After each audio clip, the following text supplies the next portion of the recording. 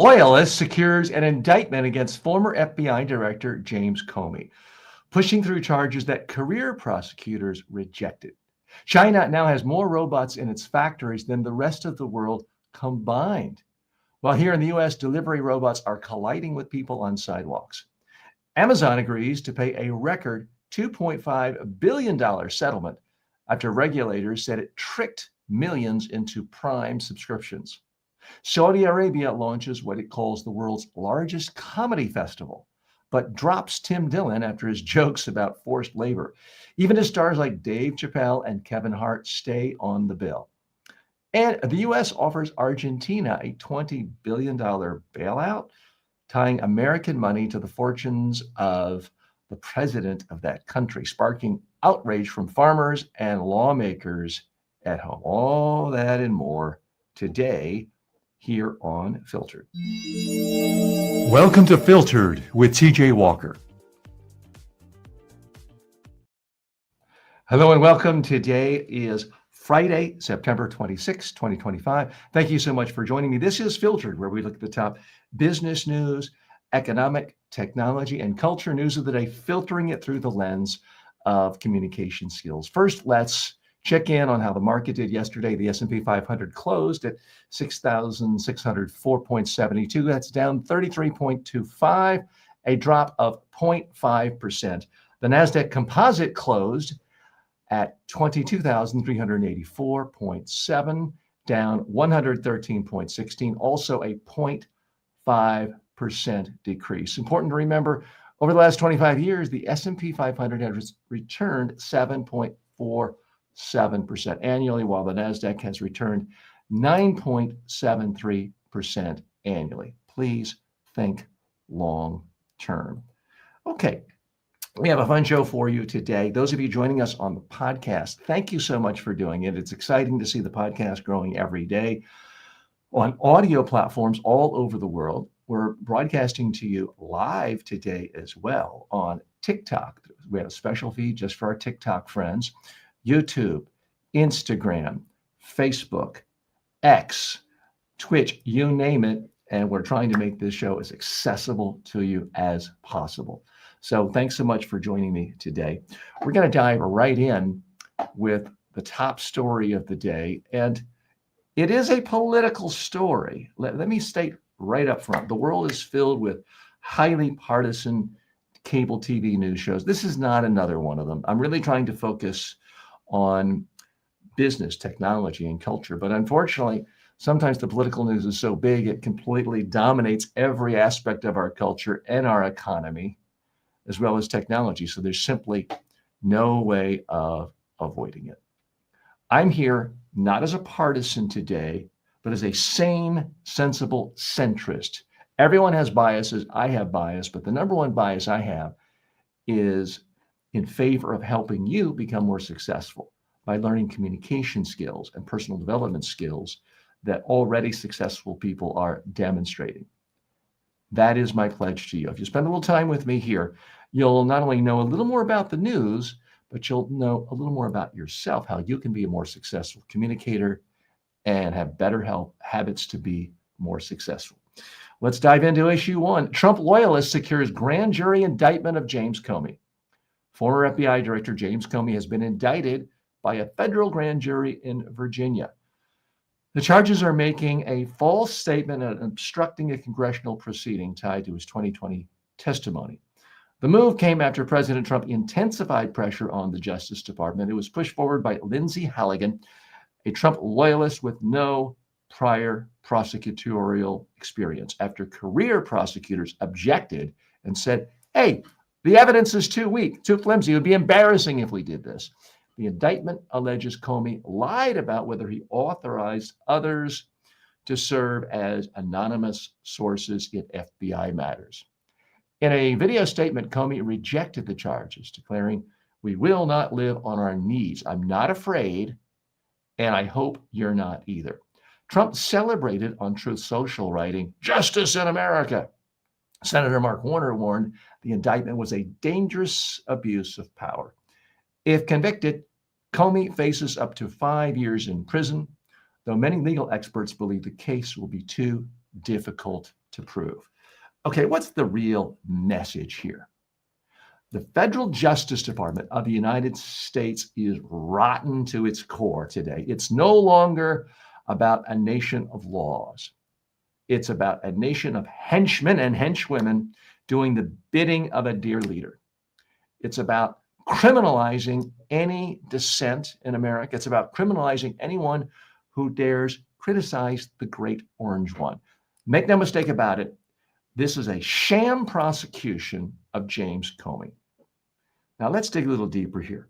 It's hard to imagine as a layperson how extraordinarily unprecedented this is.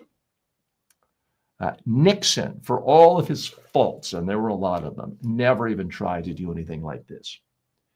You had career prosecutor after career prosecutor look at this and say, there's no there. There's no reason to indict Comey for these alleged crimes. Now, I can think of a lot of reasons for putting Comey in prison, nothing to do with these allegations, but with the way he perverted the 2016 election to aid Donald Trump. But that's not why Trump is trying to put him in prison now. He's trying to put him in prison because James Comey had the temerity to actually investigate the numerous facts, the numerous allegations, the numerous ties that Trump had with the Russian government. That is why he is being prosecuted. And Trump has made it very clear. Folks, this is just not how America is run. You do not have the president of the United States saying, I don't like him. Hey, go lock him up.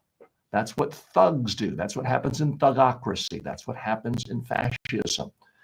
Oh, TJ, you're using hate speech. Well, it's pretty hateful to lock up and criminalize your opponents, and just because they have a different attitude and perspective on what's right and wrong.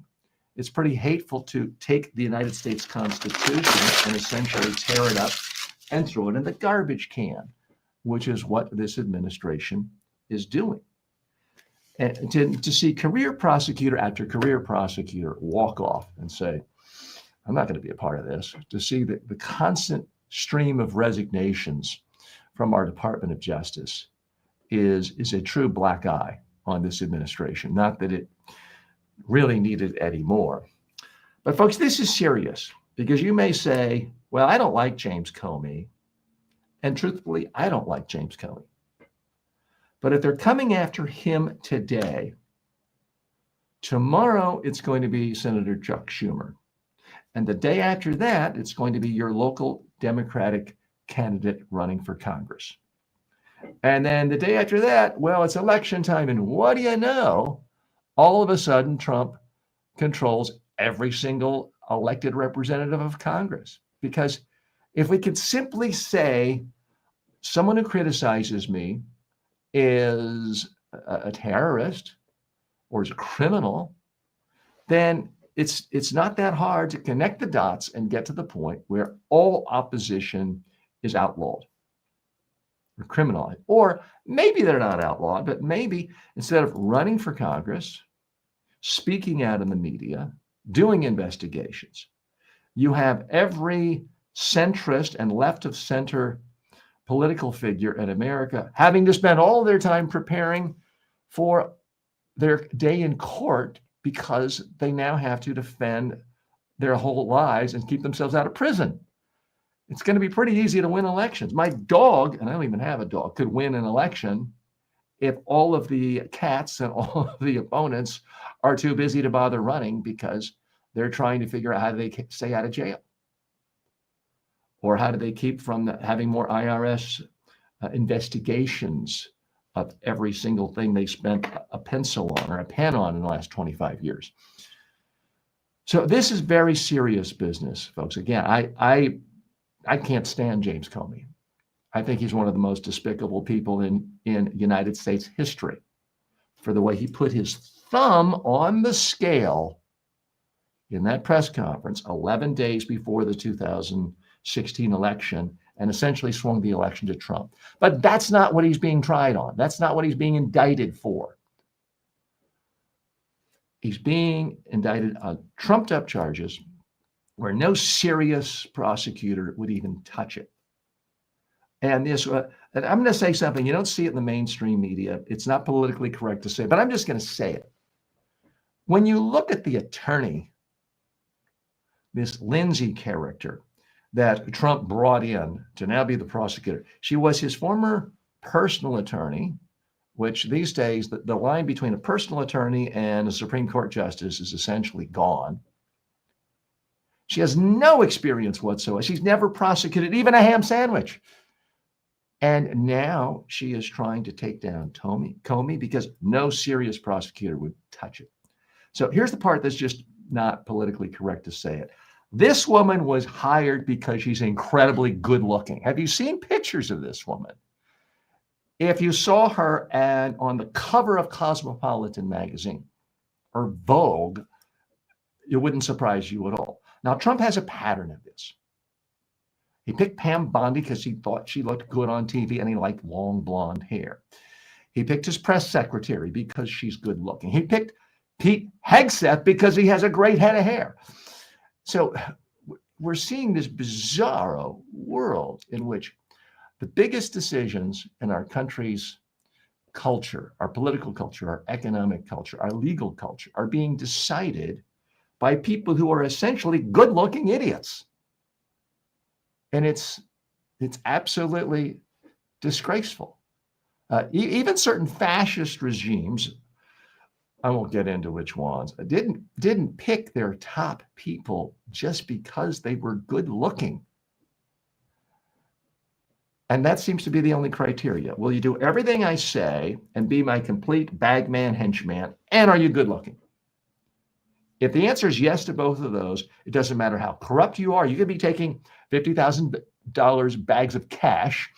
I won't care. You could be running our military into the ground. I won't care. You could be so incompetent, you bungle all sorts of investigations and announce you've caught killers when you haven't. I don't care. But basically, you've got to be a henchman and do my bidding as dear leader. And not in every case, Kash Patel, but in most cases, you better be really good looking and have a great head of hair. That is the state of American, well, I was about to use the word democracy, but it doesn't look like I can really do that again. It's the state of our society. More in a moment. Filtered is brought to you by the following. Want to advertise here? You better be legit. No crypto, no junk food, no supplements. Go to tjwalker.com/advertise. Want to become a better speaker, leader, or communicator? Start with the TJ Walker Success Library. It's 5 of my most practical books, covering everything from public speaking to media interviews and persuasive messaging, all for only $9.95. I've trained presidents and Fortune 500 CEOs, and now you can get the same wisdom in a fast, affordable format. Go to tjwalker.com/books and download your copies instantly. China's robot army and America's sidewalk robot clash. China now has more robots in its factories than the rest of the world combined, over 2 million and counting. Last year alone, Chinese factories installed nearly 300,000 new robots, compared to just 34,000 in the United States. This is part of Beijing's long-term Made in China 2025 strategy, which has fueled its rise as the world's manufacturing powerhouse. Analysts say the combination of government support, artificial intelligence, and a massive skilled workforce has made China the clear global leader in robotics. Meanwhile, here in the United States, not all robots are inspiring. In Los Angeles this week, a viral video showed a delivery robot colliding with Mark Cheney. This is according to the Los Angeles Times, a man with cerebral palsy in a mobility scooter. The clip has been viewed more than 26 million times, sparking outrage at Serve Robotics and even death threats against Cheney. He says he's standing firm. I didn't do this to sue anyone. I just wanted to get from one place to another safely and unimpeded. Okay, what's the real message here? The robots are coming, and the Chinese robots are already here. They're not necessarily coming to kill you, but they are coming for your job. They are coming to lift heavier things and do pretty much anything an actual human can do. And if you think that's another 50 years off, you are wrong. Let's dig a little deeper here. For so much of what's happened in the last 35 years or so as the internet culture has taken off, there's been this huge divide. There's stuff in the cloud, stuff in internet world, the World Wide Web, information superhighway, as people used to call it. And then there's the so-called real world. There's mechanics and there's real cars and there's things breaking down, and plumbing. Those worlds always seem to be very, very different. Well, they're coming together. These robots are getting better and better. And what's going to happen, just as what ChatGPT is 10,000 times better than what Google used to do, what we're seeing is these robots are getting better when fueled by artificial intelligence. Now, it's still not great at the whole opposable thumb thing. If you say to a robot, take all the green pens out of this box, and most of them are black pens, it's still not great at that, but it's getting better every single day. Now, it's all well and good for people like me and others to say, okay, if you're an Uber driver, you're going to be put out of business. If you're a truck driver, you're going to be put out of business. Okay, but it's coming for everyone. Now, you've heard me and others talk about how management consultants are seeing AI take their jobs. Computer software developers, certainly the lower level, early career people are seeing their jobs disappear from AI. But now it could really affect every aspect of manufacturing. And forget manufacturing a minute. Just imagine home healthcare. There are so many home healthcare workers in the United States and elsewhere. If you really could have a robot, let's stop and think about this for a minute. If you could have a robot stronger than a human being that could cook, that could clean, that could wash dishes, that could change beds, and you could buy it for, say, $25,000. And all you need after that is a charging station and an internet connection. And it never got angry. It never asked for vacations. It never asked for time off. That would instantly put millions of people out of work. It also might dramatically enhance the standard of living for a lot of people who need home health care and who can't afford it. I mean, I know I have family members who need home health care. If you don't yet, at some point you probably will. These robots could be the best thing that ever happened to a lot of people who need care, and it could be the worst thing that ever happened to people who need jobs. Like a lot of technology, it cuts both ways. Let's look at some more of the facts going on. China installed nearly 300,000 factory robots in the last year, more than the entire world combined. US only has 34,000. This is a part of their policy, made in China policy. And it's all well and good to say, isn't it awful that these communist societies have a top-down, authoritarian, non-free market approach to running their economy? And sometimes it is. You know, I've been to China, and sometimes you go through on these bullet trains and you see entire gigantic cities where there's like 14 different versions of the Chrysler building, and the whole city's empty because central planning top down said, let's just spend unlimited billions of dollars building a new city. Sometimes it does screw up, but sometimes it works really well. Sometimes this nasty little world industrial policy, sometimes it works well. When you as a society decide this is a big industry, it's an important industry for our future, it's important for our national security, it's important for our overall economy. In short term, the free market system won't be willing to spend enough money on research and development and losses to make it. So we're going to have government push into it. That's what China has done with a lot of things. But it's one area where it is working is with their artificial intelligence and robots, because they're becoming increasingly dominant. Now, are we going to get to the point where we need robots as soldiers for wars? Will they look like what you think of in the science fiction movies, where it's this big hulking thing, or will they be almost microscopic drones that can be 1,000 times more lethal and more stealth-like? We're already seeing a lot of drone activity in the war in the Ukraine, and increasingly with incursions from Russian air into other European countries. So I'm not predicting the big, what we think of as the robots that look like humans become the dominant aspect in future wars, but certainly have to think that could be a part of it. It could be extraordinarily intimidating for a bigger country with a bigger budget with a lot of robots to just have them come marching in, knocking door to door saying we're taking over.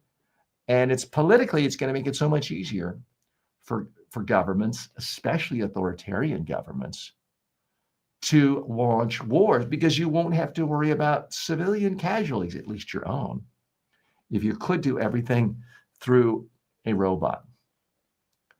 One area that is prime for disruption is home building.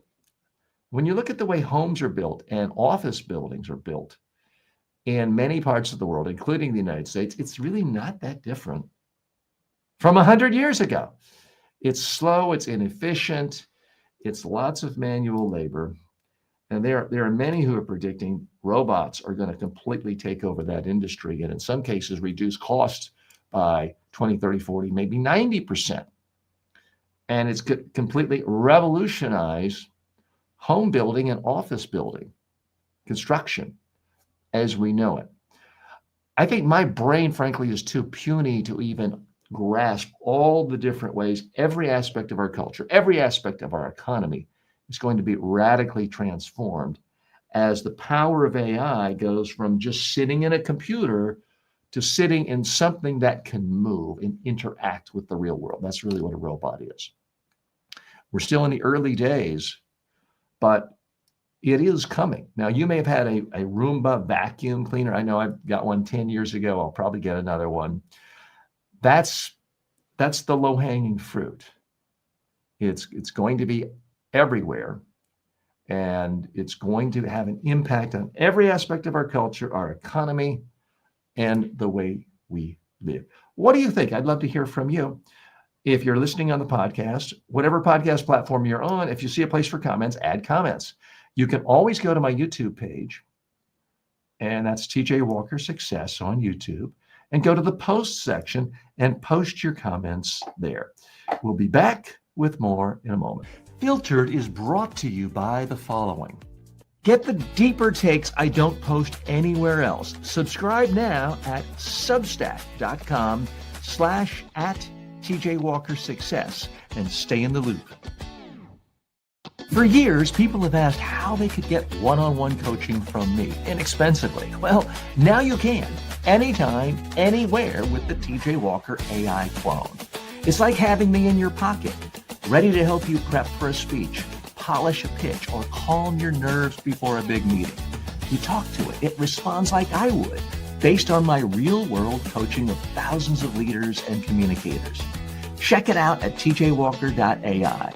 It's not just smart, it's personal. Want to support the show? Skip the ads and buy me a coffee. That's buymeacoffee.com/TJ Walker.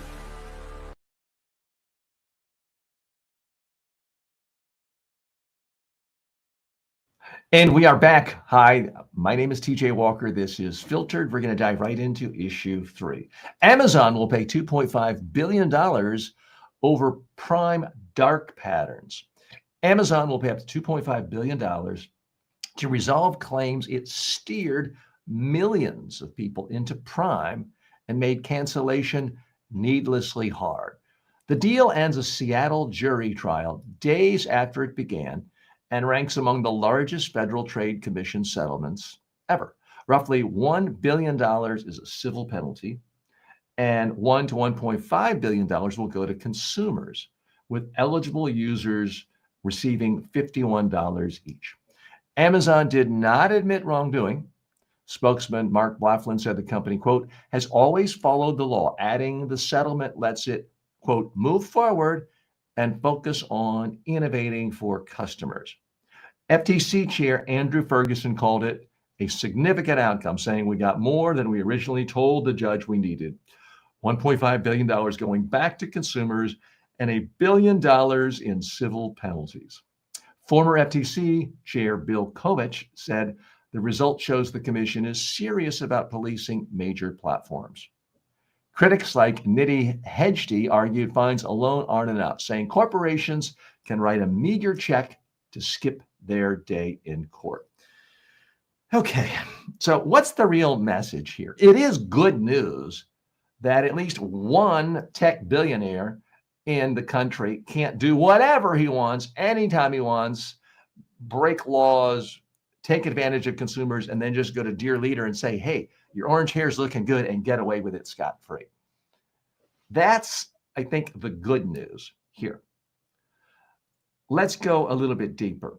Now, I have mixed feelings about Jeff Bezos and Amazon. On the one hand, I think he's done a lot of things that are anti-competitive, fought taxes for years for the internet, and it really screwed over a lot of mom and pop stores who had an unfair disadvantage. The way he has pandered to Trump out of fear and trembling and so, oh, you don't want us to endorse your opponent? We just won't endorse your opponent, is frankly sickening. And he's certainly engaged in a lot of anti-competitive practices and put a lot of smaller companies out of business, saying, oh, you sell tissue, we're going to sell our own tissue, and it's going to be just like yours, and it's going to be a couple pennies cheaper, and yours is going to be buried. So there's been a lot of unfair practices. Having said all of that, I do think that Jeff Bezos is one of the most brilliant businessmen in the history of capitalism. He truly has done something extraordinarily innovative. And full disclosure, I am a member of Amazon Prime. I use it daily. I used it about 10 minutes ago. We have a fly in our house. Can't get rid of it. And we went to the grocery store yesterday. You would think a grocery store would have a fly swatter. Couldn't find one. Forgot about it. Came home. And where we now live, there's no other stores within 20 minutes. I went on Amazon, and for an extra $2, they're delivering me 3 fly swatters this morning. I don't have to get in a car. I don't have to drive. I don't have to spend money on gas. Is that bad for the planet as far as a truck coming all the way to my? Yeah, it is. And I have conflicted feelings about it.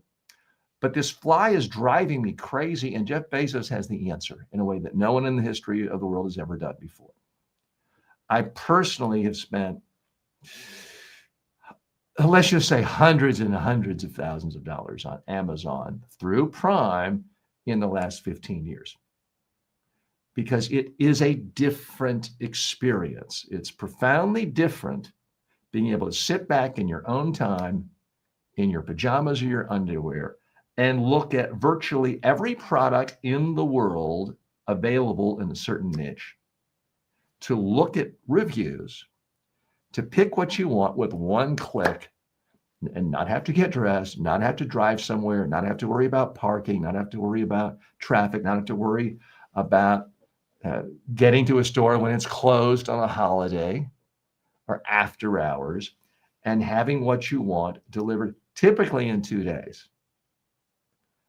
Now, there are a lot of companies that are really, really tricky about ever unsubscribing. I don't know if they've improved, but certainly one of the worst offenders in terms of reputation, and I've experienced it too, the Bally Fitness Gym. I mean, there used to be a time where if you signed up to be a member of the Bally Gym, the Bally Fitness Gym, you practically had to change your identity or declare bankruptcy and change all of your credit cards if you ever wanted to get out of paying them a monthly fee. They were that bad. In my experience with Amazon, I have found them to be relatively easy as far as canceling things. Periodically, I will sign up for the Kindle Unlimited, and I just click. If I want to stop, I do. I've started and stopped many times. I found it easy to do that. There have been times when I've signed up for their Audible, their unlimited Audible, their monthly subscription, and then I cancel it.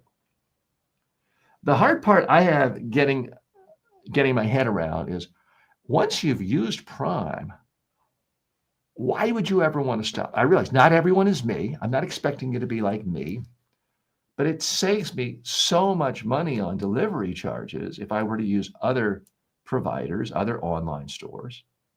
And it saves me so much time. And when they say it's going to be here in 2 days, it's not always there in 2 days, but according to at least my own experience, Amazon really does deliver about 99% of the time when they say they're going to.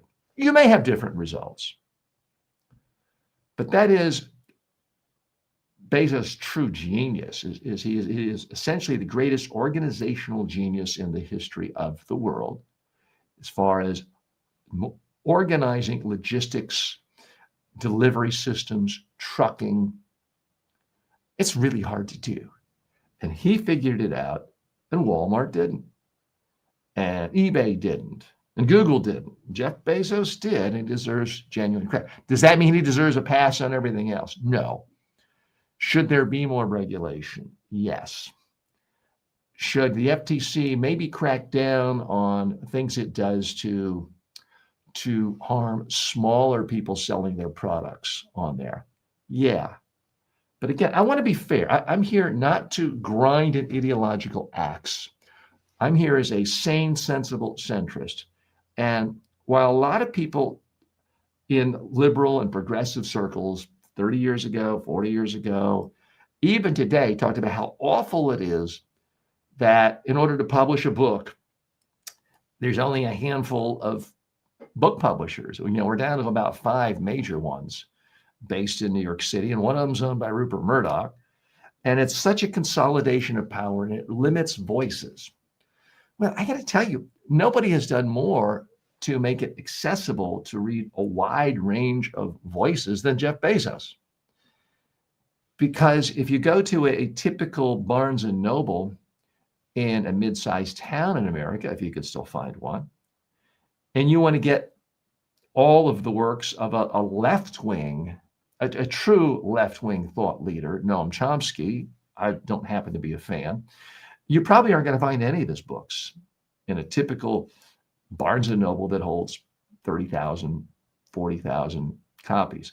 But guess what? Jeff Bezos makes every single thing he's ever written available, and everything Karl Marx has written. And yes, every right-wing thinker and every fascist thinker, it's all available on Amazon. That's a profound change in the world. That's a profound change in the way people can receive information. It's removing gatekeep because anyone can publish a book these days. Now, it used to be virtually impossible. And if you did self-publish a book, good luck ever selling a copy. But there are people every single day who self-publish books and are able to find a worldwide audience. Please note, I'm not suggesting it's a get-rich-quick scheme, but I see Amazon as doing so many good things for thinkers, creators across the ideological spectrum because it's removed that gatekeeper function that a physical store has. And for that, I'm eternally grateful. You may have differing thoughts. Certainly, if you own a local hardware store, a stationery store, or certainly a local bookstore, and you and your family owned it for 100 years, and you went out of business 10 years ago or last month, chances are you don't like Jeff Bezos and you don't like Amazon. I feel for you, I do, but that is competition. I mean, that is the way capitalism is supposed to work. Now, it's supposed to be a level playing field. It wasn't level if you had to pay taxes, and for many, many, many years, Jeff Bezos did not. But still, he was an innovator. If your business didn't survive, by definition, you didn't innovate quickly enough. And we've all had things that worked one time, don't work another. I used to do public workshops for my public speaking and media training once a month, and it worked well for a while. One of my attendees is now a U.S. Senator. And then it stopped working. Guess what? Things change. Competition changes. In that case, I tried to beat myself with other offerings in the form of online classes. So Amazon had to pay a fine. I frankly am happy even knowing we have an FTC that hasn't, where everyone hasn't been fired. The idea that even the concept that trade should be regulated seems like it's under such attack in the United States. For that point and that point alone, I'm happy to see this decision. And frankly, for Amazon to pay a $2.5 billion fine, that's like you or me walking down the street and finding a couple of pennies and picking it up and throwing it in a fountain. It's that insignificant. More in a moment. Stay tuned. If you are listening to this on any podcasting platform, please follow it, subscribe, leave a review. If you're watching on YouTube or any other social media platform or on TikTok, thanks for watching.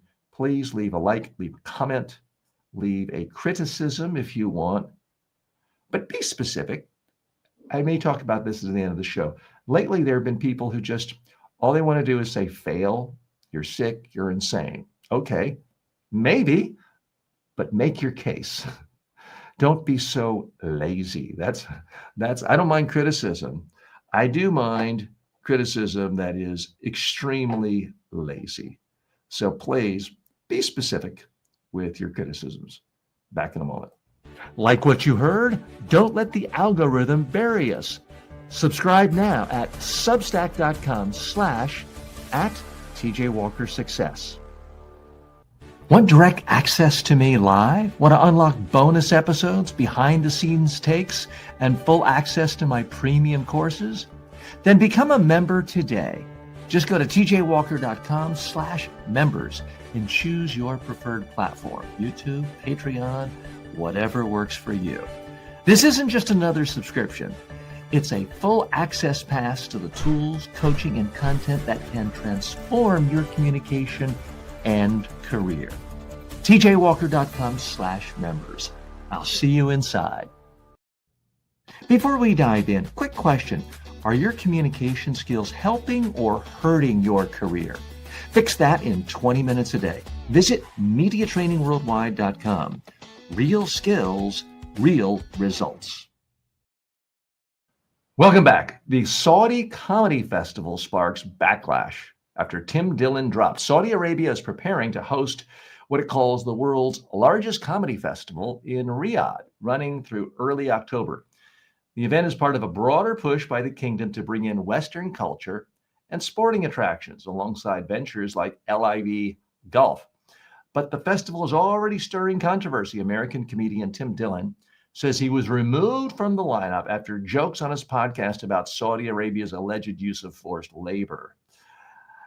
They heard what you said about them having slaves. They didn't like it. Tim Dillon talked about this. He recalled his manager saying, he added, I addressed it in a very funny way and they fired me. The bill still includes some of the biggest names in comedy. Dave Chappelle, Kevin Hart, Bill Burr, Louis C.K., Sebastian Maniscalco, Whitney Cummings, Tom Segura, Andrew Schultz, and Jim Jeffries. And I love almost all of them. Human Rights Watch criticized the festival as an effort to whitewash Saudi Arabia's human rights record, urging comedians not to be complicit in covering up the abuses of a repressive regime. Okay, what's the real message here? These holier-than-thou types attacking comedians for taking money by giving a comedy show in Saudi Arabia are off-based. We want people in Saudi Arabia spending more time laughing, not bombing. We want them spending more time and actually hiring gay people, which some of these comedians are, not stoning them to death. We want them spending time learning about Western culture, not plotting another 9/11. So let's dig a little bit deeper here. I'm all in favor of people saying, let's scrutinize who you do business with and what you're doing for them. If a part of the and I've not seen the contract of these comedians, but it's generated a lot of controversy and a lot of criticism. But I take a different tack on this. I too am concerned about Saudi Arabia and the fact that they hack up and kill journalists and put them in a suitcase and their own embassy is not something I'll ever forget. So yes, there are terrible things. If they were hiring these comedians to say, here are messages we want you to read on your social media and in front of our people saying, this is the best country in the whole world and we treat people better than anyone. Fine, let's criticize them for that if they are going to be absolute propagandists. But that's not what's happening. Now, I'm imagining, and what I've heard, I haven't seen the contracts, they are supposed to avoid directly criticizing the kingdom and the leaders of the kingdom. But still, this is a crafty group of really rich, powerful people. Now, Tim Dillon said that he reported on his show, and I do listen to his show. He is very funny. I don't agree with him on a lot of things, but Tim Dillon is extraordinarily funny. And I actually heard the show that got him kicked out of this festival because he was basically making fun of himself, saying, look, I'm greedy. I love money. I love buying more Rolls Royces. Will I take money from people who love slavery? Absolutely. He was playing that up. And I think he had to know he would probably get canceled. Whether he got any upfront money, I don't know. I hope for his sake he did. But here's the thing. This is not a clear-cut black and white issue. If you say a particular country is doing awful things and they have backward ideas about how women should be treated, how gays should be treated, how you treat how you treat journalists, how you treat people with different ideas, then why wouldn't you want them exposing themselves to more people with more ideas from different cultures? I mean, these comedians, there are a lot of different comedians there across the political spectrum. Some like Tim Dillon associated with, and someone like an Andrew Schultz associated with a far MAGA right. Others, Whitney Cummings and others, associated with liberal and centrist and democratic values. So they're exposing their society to a lot of different perspectives, which, why is that not good? You know, we criticize this culture for being closed. Now they're opening up. Isn't that what we want? So I think the critics of these comedians going and taking them and doing anything for money, I think they're off base. First of all, do we want comedians to think more and more like, oh, I'm now the Secretary of State and everything I do has to be looked at through a geopolitical lens? I don't know if I want my comedians doing that. I would like my comedians to focus their time, their energy, their talents, making people laugh. And as I said at the outset, if people are busy laughing, maybe they're too busy to go bombing or killing. If they're laughing at a gay comedian, and some of these people are gay comedians, and Tim Dillon, and these are all outed people. I'm not outing anyone. They've publicly declared their sexuality. But someone like Tim Dillon, gay, if Saudi Arabian people are saying, we want to give money to this gay person, bring them in as a respected guest, applaud them, laugh them. Isn't that what we want? Do we want them saying, no gays allowed in our country? Let's continue stoning to death gay people. Is that what we want? I don't think so. The whole point of saying, here's a country, or for that matter, here's a person, doing things that we believe are immoral, bad, harmful to the world, despicable in some way. The whole point of pointing that out is to try to get them to change. Now, am I suggesting that just because a bunch of comedians go over to Saudi Arabia and make a lot of money and people get some chuckles, that the next day everyone in Saudi Arabia is going to say, hey, you're right. Let's open up. Let's be a Western democracy. Let's have elections. Let's give women full equal rights. Let's not have slave labor. Am I thinking that? No, I'm not suggesting it's some radical panacea that's going to instantly transform this culture. But it's a tiny little piece. I'm all in favor of exposing more people in the world face to face with more ideas from more people in the world. And as an American citizen, I also like the idea of countries that have been hostile to us opening their doors and actually employing more Americans, which is happening here. Now, full disclosure, I've not, to my knowledge, worked directly with anyone in the Saudi Arabian government, but I can tell you, I get inquiries from them regularly, and I do work with leaders in that region, in other countries right nearby. Some of them are essentially theocracies. And my attitude, and you could say it's self-serving, you can say, TJ, you're this horrible sellout, but my whole point is I want people communicating by speaking. That's what I do. I teach people how to speak. I don't want people communicating by sending a bomb, which is another way of communicating. So I look at it as anytime someone wants me to teach them how to communicate more effectively, that in general, that's a good thing. Have I turned down some clients because I just find them personally so ideologically distasteful? Yeah, I have. But that's not some great virtue. That's just a personal preference of how I like to run my business. But if the Saudi Arabian government calls me and says, we want you to teach media training and public speaking training to our top leaders, our top government officials, I would say yes. Now, if they ask me to craft a message on how they can lie, I'm not going to do that. But I do think in general, the more the world communicates by speaking, by talking to the media, by having open media, which is something traditionally not very popular in Saudi Arabia, the better off we are. I want to train people how to answer a tough question from a reporter in a skillful, strategic way, not saying, hey, I don't like your question. Why don't you go over here to this room and my goons will be in with a hacksaw and you'll never ask anyone another question. That's what we don't want. So that's why I personally take the attitude of it's good to go to countries where people don't have your values if you can be an evangelist for your values and if you can practice your values. And these comedians, by all accounts, were going to tell jokes.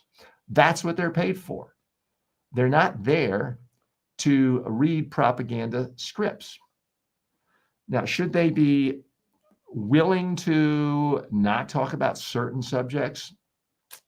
You know, that's a questionable line, but I got to tell you, that's a part of the deal with a lot of things. You know, if you get a sitcom on ABC News or ABC Network, and you work blue and you use a lot of profanity normally, they're going to tell you, okay, we're going to give you a sitcom, but you can't curse. And that's a deal most comedians are willing to take.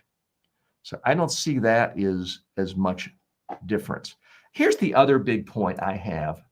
Again, I call it like I see it. I'm not here as a pure ideologue. Sometimes I do think conservatives make a lot of good points, like the fact that the U.S. government shouldn't be trying to support other countries' economies, which we'll talk about in the next issue. Sometimes I think those on the left and the liberal side of things make good points. And in this case, I do not think that the dominant liberal and left-wing message of this is awful because these comedians are making people forget about the fact that Saudi Arabia has slavery. No, they're not making anyone forget. I'm talking about it. I've seen more talk about how repressive the Saudi Arabia regime is in the last couple of months since the announcement of this comedy show than in the previous year or so. So I'm not buying that argument that it's whitewashing human rights abuses. If nothing else, it's starting a conversation about their human rights abuses, which is a good thing. I'm TJ Walker. This is Filtered. Thank you so much for watching. We got another hot segment coming up in just a moment. Hey, if you're enjoying this kind of take and want to hear more stories filtered through the lens of communication. Make sure you're following the show, whether you're watching or listening. New episodes drop every single day. And if there's a little notification option where you are now, go ahead and turn it on. It helps you stay in the loop. Issue 5, Trump bets big on Argentina with a $20 billion lifeline. The U.S. Treasury announced plans to extend a $20 billion loan to Argentina, a move that ties Washington to the financial fate of President Javier Milei's embattled government. The goal is to stabilize Argentina's plunging peso and backstop. President of Argentina, whom President Trump has described as a political ally, but the bailout is politically charged. American soybean farmers, already squeezed by China's tariffs and Argentina's surging exports, see the support as Washington aiding their competitor. Caleb Ragland, president of the American Soybean Association, called the frustration overwhelming. Top Democrats also blasted the plan. Senator Elizabeth Warren warned it was deeply troubling to spend emergency funds abroad while Americans struggling with rising costs at home. Some Republicans echoed concern, with Senator Chuck Grassley asking why the United States would bail out Argentina while they take American soybean producers' biggest market. Economists caution the loan could be risky. Argentina has defaulted repeatedly, and analysts say the U.S. may have no exit strategy if the crisis deepens. Okay, what's the real message here? Donald Trump is saying, I don't care about American farmers. I don't care about free enterprise or capitalism. Here's a president, this guy in Argentina, who says he likes me and uses some of the same kooky ideas I have and has kooky hair. So I'm going to give $20 billion in tax money to this guy as a buddy. That is sickening. Let's go a little bit deeper here. This is so bizarre at so many levels. If you are a conservative, this is wildly offensive. You're supposed to believe in the free market enterprise system. If Argentina wants to do incredibly stupid things with its economy and radical experiments, as it's done for the last 70, 80 years, then they deserve to fail.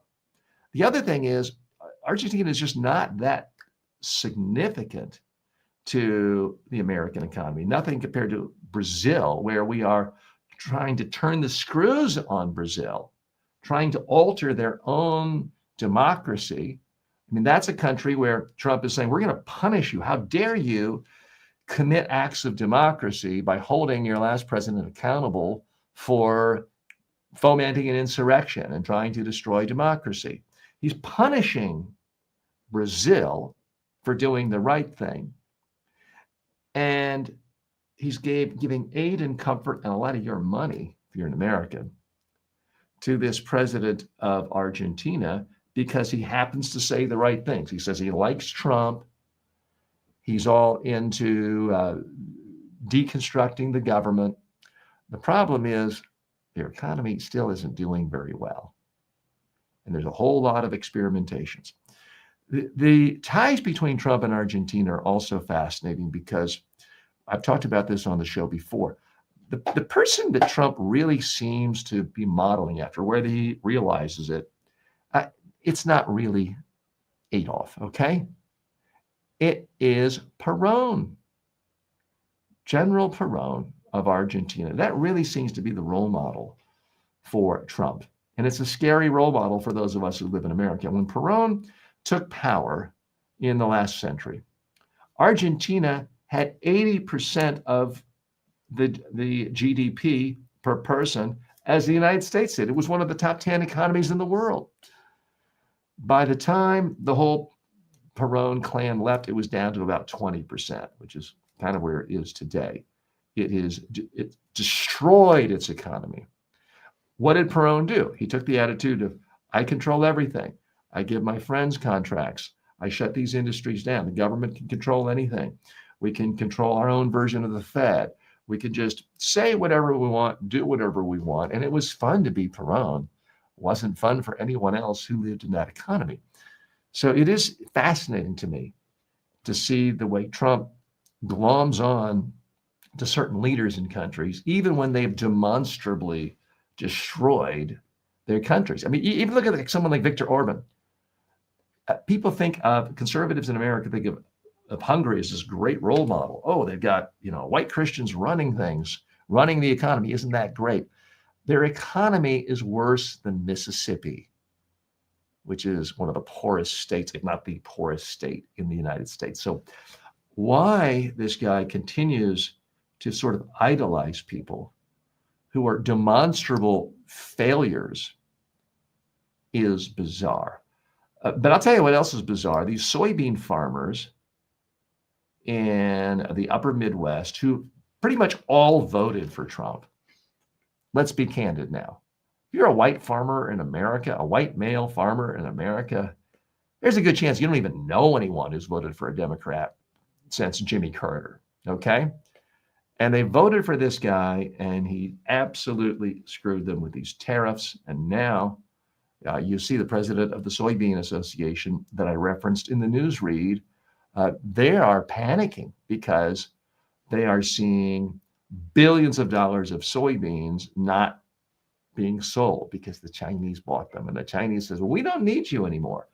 You're going to attack us. You put a lot of tariffs on us. Okay. Two can play at this game.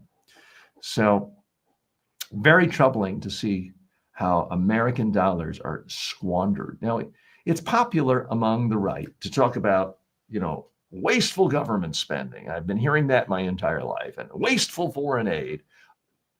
This truly is wasteful foreign aid. It's propping up a political crony of Trump, and he deserves to sink or swim on his own. I'm all in favor of reducing tariffs for Argentina and other places, but the idea of a $20 billion bailout just because the guy has bad hair and says nice things about Trump, that is bizarre. Okay, switching gears, we're going to go now to the grab bag section of the show. Typically on this show, if you're new to the show, welcome. We look at 5 big issues of the day. And then we have sort of a grab bag section where I look at other stories of where I know I'm not going to be going into as much depth, but things I still think that are important. This next one is bizarre. AI boyfriends go mainstream. More women are building romantic relationships with AI companies on apps like Replica and Nomi, seeking creativity, validation, and safer intimacy. Researchers and ethicists warn the bonds can be therapeutic short-term, but raise manipulation, censorship, and blurred boundary risk long-term. Talking about platforms like Replica, Nomi, they will create partners for you. I got to tell you, this is bizarre. And full disclosure, I have an AI clone. You can talk to it. Go to tjwalker.ai. No, it's not for romance. No, it's not for dating. Please don't date my clone. Not that there've really been any offers. My clone is designed to help people communicate more effectively. You can practice a speech. My clone will give you feedback just as I would. You can practice a YouTube video. My clone will give you feedback on your backdrop and what you're wearing if you want. That, I think, is a positive, constructive use of artificial intelligence and clones and Replica. It's essentially a replica of me. But I have to tell you, this is profoundly distressing to see so many people essentially opt out of the real world dating market to eliminate chances of having what some point history may say I'm just biased because I put bias in favor of real human beings over bits and zeros and ones, but I do think it's okay to have a bias. When you have a relationship with a bot, it's not a real relationship. Oh, but it knows me so well. It's comforting. It's telling you what you want to hear. There's something profoundly stunted and frankly pathetic about someone who's given up on trying to have real relationships with real human beings. Now, let me put a caveat in there. I understand there are some people who have developmental disabilities, other serious problems, and this may be better than nothing. If your choice is literally no other human being other than a paid caregiver will speak to me versus one of these AI clones, then I would say, okay, if that's giving you aid and comfort and nurturing you in some way, it certainly is better than nothing. But for other people who have dated in the real world, had their heart broken, guess what? So have I. So has every single human being in the world who's ever gotten married or had a real relationship. You don't have to get married to have a relationship. You have kids. You don't have to have kids. But if you want to be a part of the real world, you have to be open to someone telling you you're wrong, to telling you you're stupid, to telling you you're selfish occasionally, because we're all selfish occasionally. And that's the big problem with these AI clones. They're going to tell you, you're right. You're wonderful. You're sweet. You deserve the best. And here's the problem. Maybe you don't. Maybe you're not the sweetest. Maybe I'm not the most handsome, even if my clone, my replica tells me I am. And by the way, my clone will not tell me I'm the most handsome. It's programmed to be honest and give honest feedback. I would urge you, if you're using one of these, be careful, because it can seem like, okay, I'm still dating, I'm out meeting people, I'm socializing. Let me just spend 5 minutes a day on this app. 5 minutes becomes 10 minutes, becomes an hour. And next thing you know, it's long work week. You didn't go out. It's Friday night. It's when you would normally socialize. And you're thinking to yourself, well, gosh, I'm just tired. Why don't I talk to, AI boyfriend here, AI girlfriend? They get me. It's relaxing. I don't have to switch out of my bathrobe. That's the real danger, to go down that path. So I'm urging you, don't do it. If you have children, or if you have young people in your family who've not started having real human relationships with all the mess, the fuss, the drama, the heartbreak, and you see them on these things, if it's a cell phone you're paying for, if you're paying for the internet connection, take the phone, hit delete on the app. I guarantee you, your 16-year-old kid, when they're 30, they're not going to be saying, wow, you really ruined my life when you deleted the replica app on my phone 14 years ago. That, I feel pretty confident, is not going to happen. Also in the news, Oklahoma schools chief resigns. Ryan Walters had to resign his position. He was the Oklahoma superintendent. He was pushing Bible instruction. He was part of the culture wars there in Oklahoma. It's been announced he'll step down by the end of the month, and he's going to lead something called the Teachers Freedom Alliance. Here's the thing. He was basically forcing people to buy Bibles and to use Bibles and to share just biblical messages in public schools. Here's the part I wish more people would put a focus on. Ryan Walters, why are you so insecure about your own religion? Why do you think your own religion is so weak, so pathetic, so lame that no one will be attracted to it unless you use the force of big government to ram it down their throats? Because that's essentially what you're saying. There are hundreds, if not thousands, of religions in the world. And you don't see, if you want to criticize Islam, you can criticize any religion. It's not going to offend me. But you can't criticize leading Muslims for coming to your cities in Oklahoma saying, we want you to use your tax dollars to buy the Quran, and we want you to spend time every day preaching the message of the Quran. You don't see that. They realize they have to compete in the marketplace of ideas. And it's just bizarre to me that so many people who think, oh, my religion is so great and it's the one true religion, but I still want to force it down your throat using your tax dollars. They don't really believe in separation of church and state. And the odd thing is, these are the people who are They're beating their chest the loud. I believe in the Constitution. I believe in America. I'm patriotic. And yet they do not believe in the separation of church and state. They do not believe our Constitution when it explicitly says we don't have a state religion here. The government is not supposed to support any one religion. I'm sorry, if you're buying the book, the sacred text of any one religion, and putting it out here for all to see, or you're putting 10 commandments from any one religion and not putting all the others, that is the state trying to put its thumb on the scale and influence people to pick that one religion. It means you do not believe in separation of church and state. It means you do not believe in the U.S. Constitution. It means you do not believe in the American experiment. You believe in theocracy. And hey, maybe you should go over to the Saudi Arabia Film Festival and you can talk shop with theocrats over there. Frankly have a lot more in common with the people who run theocracies. Okay, final issue on our grab bag today. The U.S. may bar foreigners over Kirk remarks.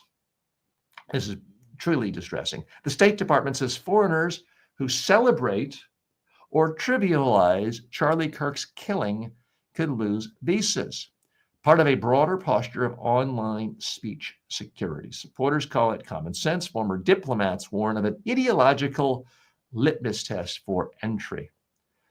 This is troubling at many, many levels because it's yet another sign that we are moving down the road towards an autocracy where it's not about hate speech anymore. No serious person, left, right, center, truly believes you should be able to stand up and call for taking the life of another human being. I haven't seen anyone advocate that who is a prominent member of the Democratic Party or the media or the left or anything like that. I haven't seen anyone calling for atrocities, assassinations. No one thinks that's defensible. But now we're talking about something profoundly different. We're talking about, wow, if you criticize a conservative, a MAGA supporter, somebody likes Donald Trump, if you say something that hurts our feelings, we're not going to let you into the country. That is profoundly un-American. That is exactly what is an ideological litmus test. And the federal government is empowering now we do have a deep state, essentially, empowering people to go through what someone tweeted, what they wrote, what they said in social media last week, last month, last year, maybe 30 years ago. And if you said something offensive to dear leader, oh, you can't come to the United States. This is a pattern, and it is why I wish it had gotten more attention. But when Stephen Miller, by many accounts, the most powerful member of the Trump administration, not named Trump, said this past weekend that the Democratic Party is a violent organization, is essentially a terrorist organization. He's laying the groundwork to do not just what the State Department is talking about of banning foreigners who criticized Charlie Kirk. He's laying the groundwork to ban Americans who ever say anything critical, not of Charlie Kirk, but of Donald Trump. And then it logically follows, why not just ban the Democratic Party? Why not just officially label the Democratic Party a terrorist organization? And then we don't have to have elections. We don't have to deal with these debate things. We don't even have to bother counting votes. It's just, hey, we won because the other guys are terrorists.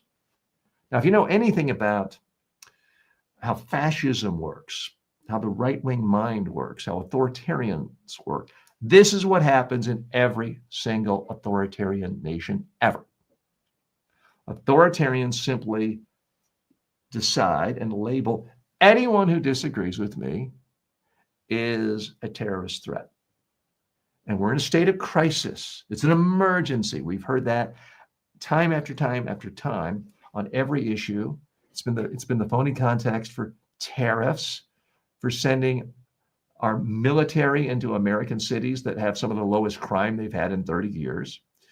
But when it comes to the right-wing mindset, the authoritarian mindset, it's always about you declare an emergency, you then say anyone who opposes you is a terrorist. If they're a terrorist, we don't have to debate them because they're such an immediate threat. All we have to do is eliminate them. Now, it may not be that the Democratic Party is officially outlawed by 2026, but if you can indict James Comey on absolute utter nonsense that no one who's ever prosecuted a case in their entire career was willing to prosecute, if you can do that, why not indict the head of the Democratic Party for Trump charges? Why not indict Chuck Schumer? Why not indict Jeffries? Why not indict the local Democratic mayor? Why not indict anyone who criticizes you? That is, in fact, where we are headed. I hope it stops there. There are some green shoots occasionally of rationality in America. I'm glad to see Jimmy Kimmel is back on the air, but it's not slowing down all the other assaults on our democracy. Hey, I want to thank you for spending time with me today. Today was a little more political than I like to be. I'm here not as a political commentator. I'm here as someone to analyze top business news stories, technology, culture stories of the day, filtered through the lens of communication skills and personal development skills to help you become more successful. If you've spent time with me today, I want to thank you. But I also want to urge you, speak out yourself. Yes, thank you for listening to me. Yes, I want to thank you if you leave a comment or a question or a disagreement. But also speak out yourself, because the barriers are gone. As we talked about in the Jeff Bezos story, the barriers are gone to publishing a book. The barriers are gone to having your own TV show, radio show, podcast. So speak out on issues of your concern. Thanks so much. See you tomorrow.